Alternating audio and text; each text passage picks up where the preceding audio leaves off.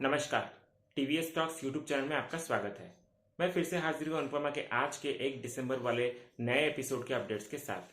तो उससे पहले अगर हमारे इस चैनल पे आप नए हैं तो इस चैनल को प्लीज़ लाइक और सब्सक्राइब कर लीजिएगा और वीडियो को अंत तक ज़रूर देखिएगा। तो चलिए, क्या कुछ नया हुआ है आज के एपिसोड में जानते हैं पूरे डिटेल्स के साथ। तो अनुपमा सीरियल के आज के एपिसोड की शुरुआत बा से होती है, जो कि राही को ये बोलने लगती है कि कोई बात नहीं बेटा, तेरी बदली हुई पसंद मुझे बता दे, मैं वो बना दूंगी। राही फिर कहती है कि ठीक है, राधा को खीर खानी थी तो आप बस वो बना देना। बा फिर बोलती है कि ठीक है, मैं बना दूंगी। ये बोलकर फिर राही वहाँ से जाने लगती है कि उसकी नज़र अनुपमा पे पड़ती है, तो वो आकर उसको बोलती है कि ये देखिए गिरगिट के देवी देवता, बोलकर राही वहाँ से चली जाती है हंसते हुए।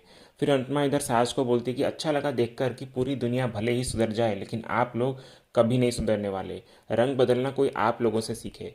वैसे एक बात बता दूं कि मैं भले ही राही की माँ हूँ पर गुस्से में वो मेरी भी माँ है, इसलिए ज़रा संभाल के रहिएगा और हो सके तो सुधरने और बदलने की कोशिश भी कीजिएगा, वरना अगर किसी दिन मेरा दिमाग घूम गया ना तो आप लोगों के लिए अच्छा नहीं होगा। कहकर अनुपमा भी वहाँ से चली जाती है।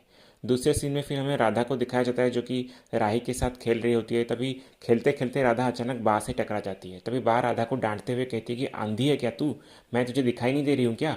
ये खाने का वर्कशॉप है, कोई बाग नहीं है जो तू इधर उधर भाग रही है। और जब से आई है तब से दिमाग खराब कर दिया है तूने। भेज दूंगी तुझे तेरे माँ के पास, समझी?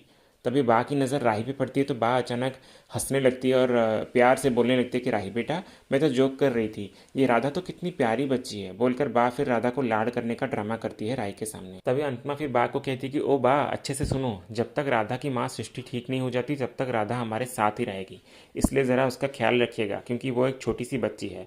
क्योंकि ये सिर्फ मेरा ही नहीं बल्कि राही का भी फैसला है, वरना आप लोग तो राही का गुस्सा जानते ही हो, अगर भड़क गई तो मैं भी कुछ नहीं कर पाऊंगी। फिर अनुपमा ये कहते हुए वहाँ से चली जाती है। फिर अनुपमा के जाने के बाद बा पाकी के पास आकर उसको बोलती कि लाइफ में जितना मैं मेरी सांस से नहीं डरी हूँ उससे ज़्यादा ये माँ बेटी से मुझे डरना पड़ रहा है।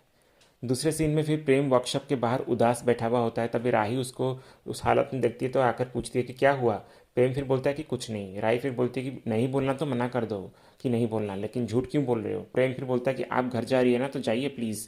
राही फिर बोलती है कि हाँ मैं तो घर चली जाऊंगी, पर तुम्हें हुआ क्या ये बताओ। प्रेम फिर बोलता है कि आपको क्यों जानना। राय फिर बोलती है कि क्योंकि तुम मेरी कंपनी में काम करते हो और मुझे अपनी कंपनी में ऐसे उतरे हुए चेहरे नहीं देखने, वो भी पहले दिन। प्रेम फिर राय को कहता है कि हो गया आपका, तो अब जाइए यहाँ से प्लीज़।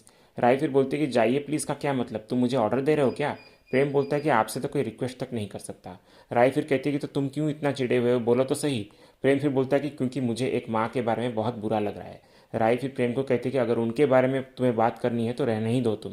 प्रेम फिर बोलता है कि बात मुझे भी आपसे करनी नहीं थी, लेकिन आपका ये बर्ताव देखकर अब बात करनी ही पड़ेगी।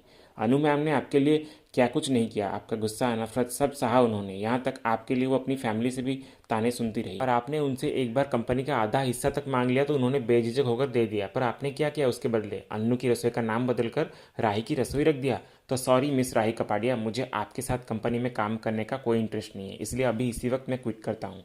राही फिर प्रेम को कहती है कि सुनो प्रेम, अब तुम ये मत समझना कि मैं तुम्हारी मिन्नत करूंगी, तुम्हारे जैसे बहुत शेफ मुझे बाहर मिल जाएंगे।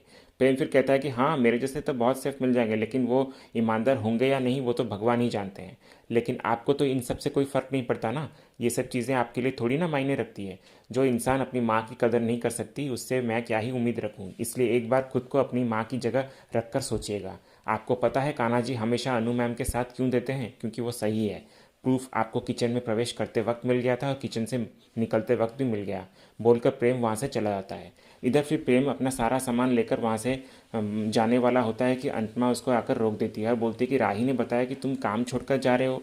प्रेम फिर बोलता है कि सॉरी मैम, मैं नहीं कर पाऊंगा अब ये काम, एक माँ का अपमान मैं नहीं बर्दाश्त कर सकता। फिर अनुपमा प्रेम के सामने हाथ जोड़ते हुए नजर आती है और मिन्नतें भी करती है और बोलती है कि मत जाओ प्रेम, तुम ही तो वो कड़ी हो जिसने हम माँ बेटी को जोड़कर रखा है, तो तुम चले गए तो मेरी उम्मीद भी चली जाएगी।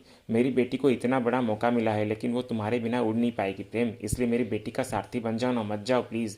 प्रेम फिर इमोशनल होकर रुक जाता है और अनुपमा को गले लगा लेता है। दूसरे सीन में फिर हमें जानकी बहन और बाकी लेडीज़ को दिखाया जाता है जो कि प्रेम की जाने से बहुत ही टेंशन में होते हैं। फिर जानकी बहन राही को ये कह रही होती है कि हमारा प्रेम तो अकेले ही 10 लोगों का काम संभाल लेता था, हमारे बनाए हुए खाने को प्रोफेशनल टच वो खुद ही देता था, तो अब इतने कम समय में नया रसोइया कहाँ से ढूंढेंगे?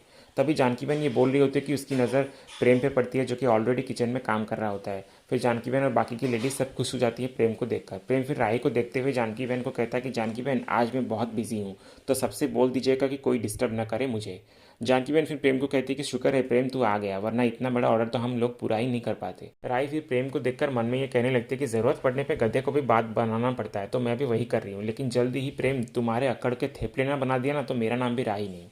फिर राही जानकी बहन प्रेम और बाकी की लेडीज़ को बोलती है कि सब ध्यान से सुनिए, ये शादी का फंक्शन 6 दिनों का है, यानी 6 दिनों तक हमें उनके लिए खाना बनाना है। सत्तू रोज़ सुबह आएगा और बता देगा कि पूरे दिन में क्या और कितना चाहिए, फिर हम उस हिसाब से देख लेंगे। और एक बात सब सुन लो, कल से आप लोगों को पूरे 9 बजे तक यहाँ आना है। 9 से 1 बजे तक काम करना है, 1 से 2 होगा लंच ब्रेक, फिर 2 से 6 बजे तक काम।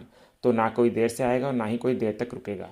और एक रजिस्टर रखा हुआ होगा, एंट्री और एग्जिट टाइम आपको भरने होंगे। जानकी बहन फिर तभी राही को कहती कि राही बेटा, ये ऑफिस नहीं है बल्कि हमारा रसोई है, और वैसे भी यहाँ पे जितनी औरतें काम करती है ना वो सब अपना अपना काम निपटा कर ही आती है यहाँ पर। हाँ, कई बार इधर उधर हो जाता है लेकिन काम हमेशा पूरा ही होता है।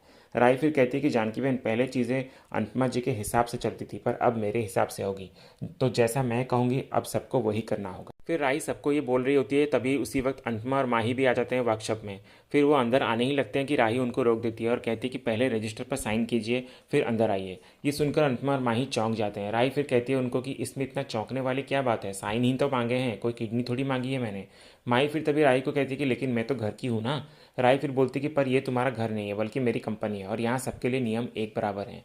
और मुझे तो एक बात समझ नहीं आ रही है कि इस प्रोफेशनल सेटअप को लोग इंसल्टिंग क्यों समझ रहे हैं। अगर कोई बाहर कंपनी में काम कर रहा होता तो वहाँ भी तो ये सब होता ना, और आप लोग भी खुशी खुशी करते, पर यहाँ मुंह बना रहे हैं। माई फिर तभी बोलती कि लेकिन ये कंपनी सिर्फ आपकी नहीं है बल्कि अनुड़ी की भी है, इसलिए मैं जब चाहे यहाँ पर आऊँगी और जब चाहे जाऊँगी।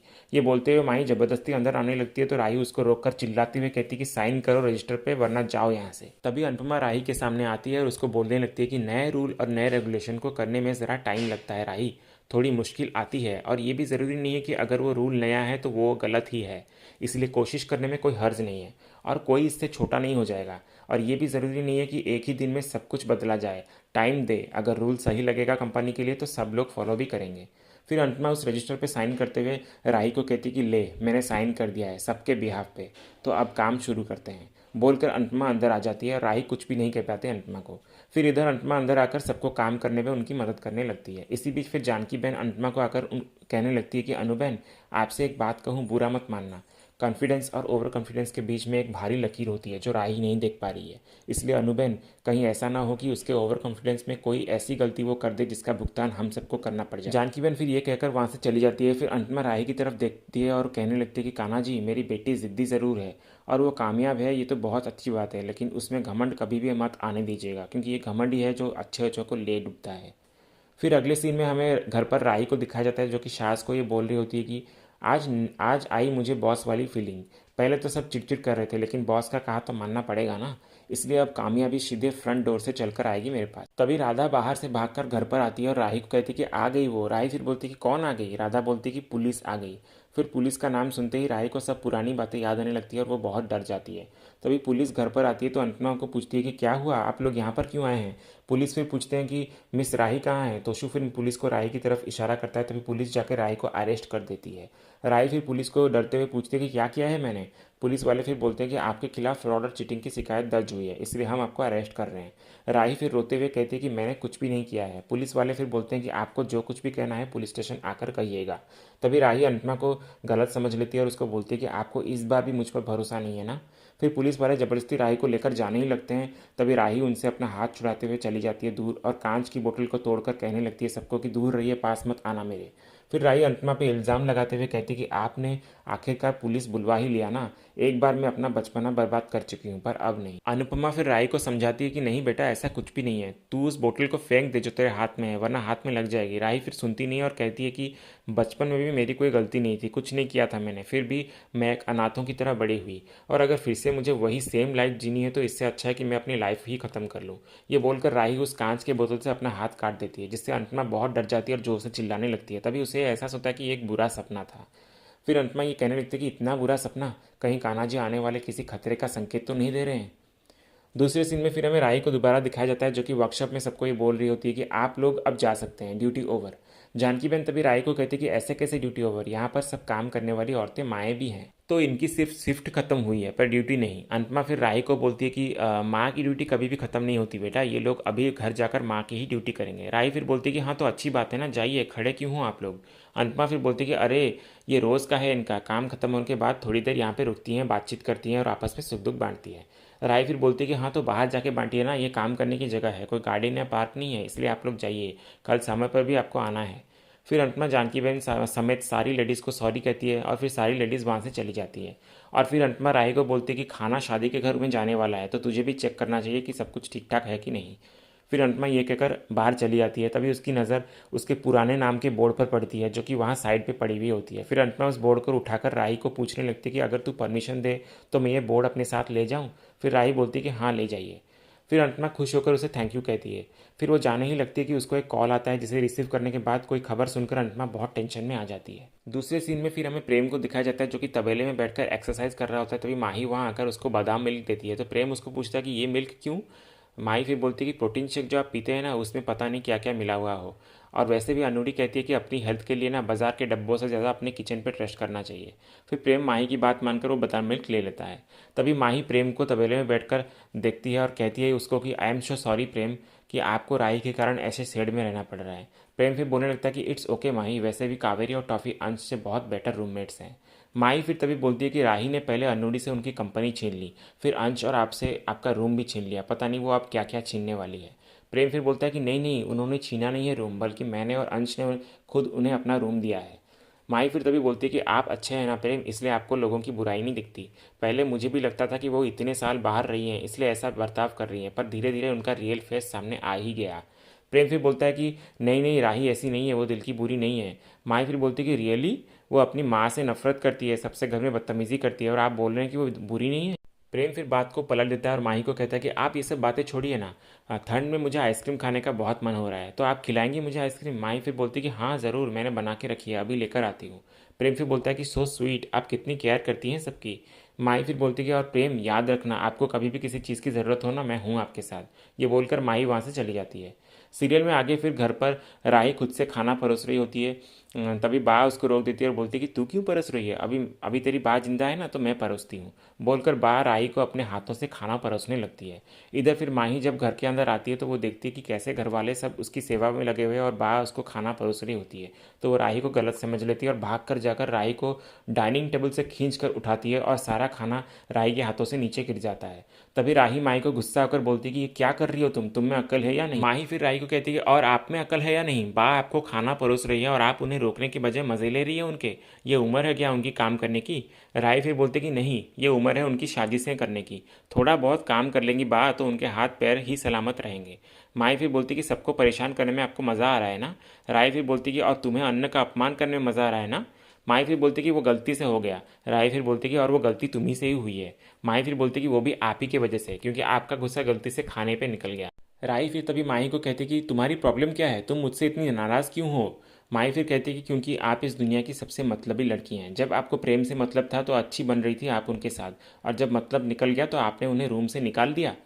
अब आपकी वजह से प्रेम बाहर तबेले में पड़े हुए हैं। राही फिर बोलती कि वो तबेले में रहे या कहीं और रहे, उससे तुम्हें क्या। माही फिर बोलती कि मैं गुस्से में हूँ। राही बोलती कि क्यों गुस्से में हो। माही फिर बोलती कि क्योंकि किसी के साथ गलत होता है तो मैं देख नहीं पाती। राही फिर बोलती कि हाँ तो तुम अपनी आंखें बंद कर लो ना, अगर प्रेम को प्रॉब्लम होगी तो वो मुझे खुद आकर बताएगा, तुम्हें उसकी वकील बनने की कोई ज़रूरत नहीं है। माही फिर तभी बोलती कि और आपको ओवर स्मार्ट बनने की कोई ज़रूरत नहीं है, जो चैलेंज आपने जीता है ना वो प्रेम की वजह से ही जीता है। राही फिर तभी माही को कहती कि प्रेम यहाँ काम करता है, समझी, एम्प्लॉय है वो मेरा, बॉस हूँ मैं उसकी, और बॉस को जिताने में एक एम्प्लॉय का फ़र्ज़ होता है, और प्रेम ने मेरी हेल्प की कोई एहसान नहीं किया है मुझ पर। माही फिर बोलती कि अगर किया भी होता तो आपको वो दिखाई नहीं देता, जब आपको अनूरी के इतने एहसान नहीं दिखाई देते तो प्रेम का क्या ही दिखेगा। राही फिर बोलती है फिलहाल तुम मुझे मत दिखो यहाँ पे, तुमसे बात करना भी नहीं चाहती मैं। बोलकर राही वहाँ से जाने लगती है, पर माही उसका हाथ ज़बरदस्ती कसकर पकड़ लेती है और बोलती है कि मैं बात कर रही हूँ आपसे और मेरी बात अभी तक ख़त्म नहीं हुई है। राही फिर कहती है माही को कि पर मेरा पेशेंस ख़त्म हो गया है, तो माही छोड़ो मेरा हाथ। माही फिर भी नहीं सुनती और उसका हाथ पकड़े हुए अपनी बकवास चालू रखती है। तभी राही अचानक माही से अपना हाथ छुड़ाने की कोशिश करती है, पर गलती से उसका धक्का माही को लग जाता है, तो माही दूर जाकर एक दीवार पर टकरा जाती है। सब लोग फिर हैरान रह जाते हैं और तभी अनुपमा भी वहाँ आ जाती है और ये सब देखकर वो राही को ही गलत समझ लेती है और राही पे चिल्लाती है। तभी इसी के साथ आज का ये एपिसोड यहीं ख़त्म होता है। तो इसी तरह के अनुपमा के डेली एपिसोड के अपडेट्स जानने के लिए हमारे इस चैनल से जुड़े रहिए और चैनल को प्लीज़ सब्सक्राइब कर लीजिएगा। अगर आज का ये वीडियो पसंद है तो वीडियो भी लाइक कर लीजिएगा। मिलते हैं नेक्स्ट एपिसोड के अपडेट्स के साथ। धन्यवाद।